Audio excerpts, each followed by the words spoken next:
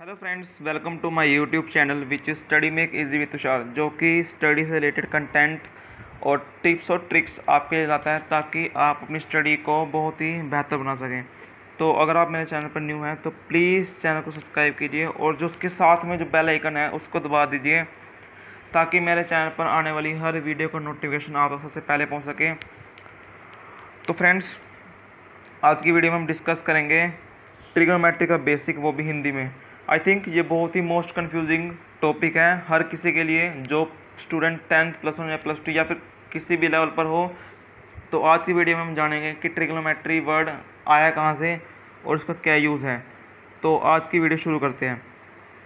तो friends, first of all हम इस जो ट्रिग्नोमेट्री वर्ड है इसको हम डिस्ट्रीब्यूट करेंगे 3 वर्ड्स में, या फिर आप कह सकते हैं कि इसको हम सेपरेट करके लिखेंगे 3 वर्ड्स में। तो ट्रिग्नोमेट्री को हम अगर सेपरेट करें तो इसको हम सेपरेट करेंगे 3 तरीके से।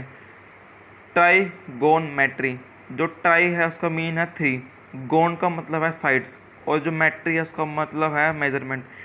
तो ऐसी टेक्निक जिसके थ्रू हम 3 साइड्स का मेजरमेंट ले पाएँ, वहाँ पर हम ट्रिग्नोमेट्री का यूज़ करेंगे। तो आप खुद सोचिए कि ऐसा कौन सा फिगर है जिसकी 3 साइडें हैं। ऑफ कोर्स ट्रायंगल ही है, तो हम कह सकते हैं कि जो ट्रिग्नोमेट्री है वो ट्रायंगल से डील करती है। बट यहाँ पर एक ध्यान देने की बात यह है कि जो ट्रिग्नोमेट्री है वो हमारी सिर्फ राइट एंगल ट्रायंगल से डील करती है। इट मीन्स कि अगर राइट एंगल ट्रायंगल के अलावा कोई दूसरा ट्रायंगल हो तो उसके लिए हम जो ट्रिग्नोमेट्री के जो अब हम फॉर्मूलेज पढ़ेंगे वो वहाँ पर एप्लीकेबल नहीं होंगे। तो first point two remember for trigonometry is that जो ट्रिग्नोमेट्री है वो सिर्फ राइट एंगल ट्रायंगल पर एप्लीकेबल होगी। तो अब मूव करते हैं नेक्स्ट पेज की तरफ। ट्रिग्नोमेट्री है वो हमें बताती है कि जो साइड्स हैं और जो एंगल है ट्रायंगल के उनमें क्या रिलेशनशिप है। या अगर हम अगर यहाँ पर हम कंसीडर करें 2 ट्रायंगल को, फर्स्ट ट्रायंगल ये, सेकंड ट्रायंगल ये, तो बहुत सारे बच्चों को इन्हीं में कन्फ्यूज़न होगी फर्स्ट ऑफ ऑल कि इन ट्रायंगल में हाइपोटेन्यूज कौन सा है, बेस कौन सा है और परपेंडिकुलर कौन सा है। तो आज मैं आपको एक बेसिक या फिर एक कहें तो एक टेक्निक बताऊंगा जिससे आप आसानी से समझ पाएंगे कि किस ट्रायंगल में कब हम कहेंगे कि बेस है, कब। ये ध्यान है कि हर ट्रायंगल में हाइपोटेन्यूज, बेस और परपेंडिकुलर अलग होता है। ये फर्स्ट ऑफ ऑल अपने दिमाग से पॉइंट क्लियर कीजिए। तो पहले हम देखते हैं कि जो पाइथागोरस थ्योरम है उसको वो क्या होती है। सो पाइथागोरस थ्योरम हमारी होती है जो एच का स्क्वायर है वो हमारे इक्वल होगा बी स्क्वायर के प्लस पी स्क्वायर के, जहाँ पर एच हमारा हाइपोटेन्यूज, बी हमारा बेस, पी हमारा परपेंडिकुलर है। अगर ये ट्रायंगल 1 है, ये ट्रायंगल 2 है, हमेशा याद रखिए ये 90 है, हमें पता ही है। हमेशा याद रखिए जो भी साइड स्लांट होगी, मीन्स जो भी साइड झुकी होगी वो हमेशा हमारी हाइपोटेन्यूज होगी। मीन्स ये साइड है हमारी एच है, सेकंड में ये साइड हमारी एच है, हमेशा ध्यान रखिएगा। अब हम डिस्कस करते हैं परपेंडिकुलर और बेस को। उसको डिसाइड करने का तरीका है with respect to their angle, जिस एंगल के थ्रू हम डिस्कस करेंगे। अगर हम डिस्कस करें इस एंगल के थ्रू, इसको मैं पहले नाम दे देता हूँ ए, बी और सी। तो इस एंगल को इसको हम नाम दे देते हैं थीटा। तो इसके सामने जो थीटा के सामने जो साइड होगी, थीटा के सामने वाली साइड हमेशा पी होगी आपकी, मीन्स परपेंडिकुलर, ये वाली साइड आपकी हमेशा होगी पी। और जो थीटा के साथ वाली साइड है, जो जॉइंट साइड है थीटा के साथ वाली, ये वाली, ये आपकी होगी हमेशा बेस। Got it. तो अब हम डिस्कस करते हैं इसी चीज़ को दूसरे ट्रायंगल में जो कि है हमारा ये ट्रायंगल। तो एज यू नो ये एच है। अब अगर हम इस ट्रायंगल में ए, इसको हम डिफाइन कर देते हैं बी और सी। तो अगर इस ट्रायंगल की बात करें, यहाँ पर इसको मान लेते हैं थीटा ही। तो क्या कहा मैंने, एंगल के सामने वाली साइड हमेशा आपका होगी परपेंडिकुलर, तो ये आपकी होगी परपेंडिकुलर।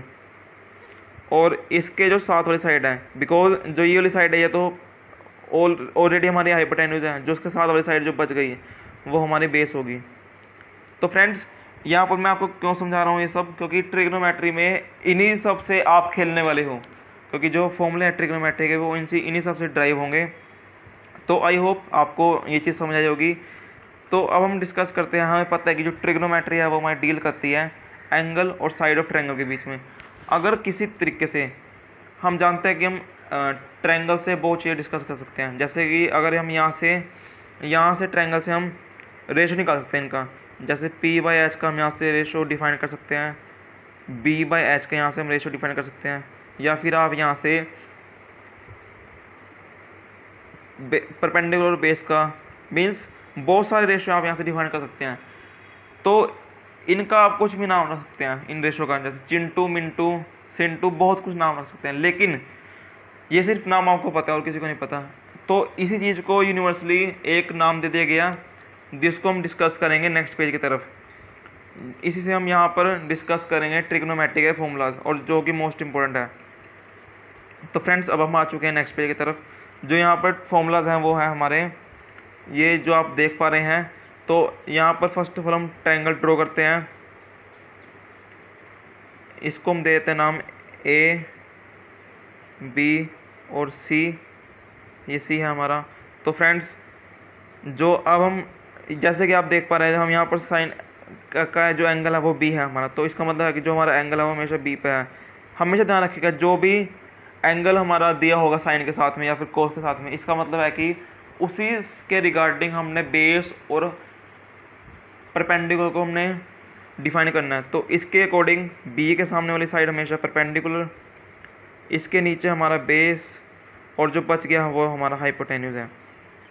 तो साइन B क्या है हमारा परपेंडिकुलर और हाइपोटेन्यूज का रेशो, कोस B क्या है हमारा बेस और हाइपोटेन्यूज का रेशो, टेन B क्या है हमारा P/B का रेशो, और कोसेक, सेक और कोट ये इन सब के अपोजिट हैं, क्योंकि कोसेक भी हमारा है H/P, सेक भी है हमारा H/B, कोट भी है हमारा P/B। तो इन सब से आप क्या देख पा रहे हैं, इन तीनों फॉर्मूला से, आप देख पा रहे हैं कि जो हमारा साइन B है इसको हम यहाँ पर कह सकते हैं कि ये अपोजिट है 1/कोसेक B के।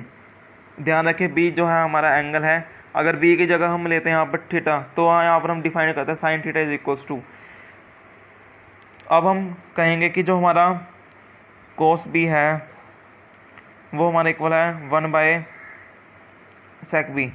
Similarly for tan B is equals to 1/कोट B।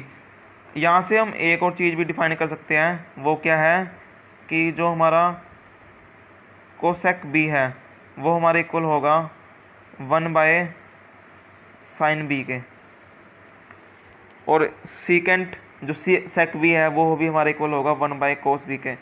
तो आई होप कि जो ये टर्म्स है आपको समझ आई होगी। अब मेन काम आता है कि इनको मेमोराइज कैसे करें, तो आप इनको खुद से भी मेमोराइज कर पाएंगे। तो जो हमने मेमोराइज कर रखा है वो है हमारा P/B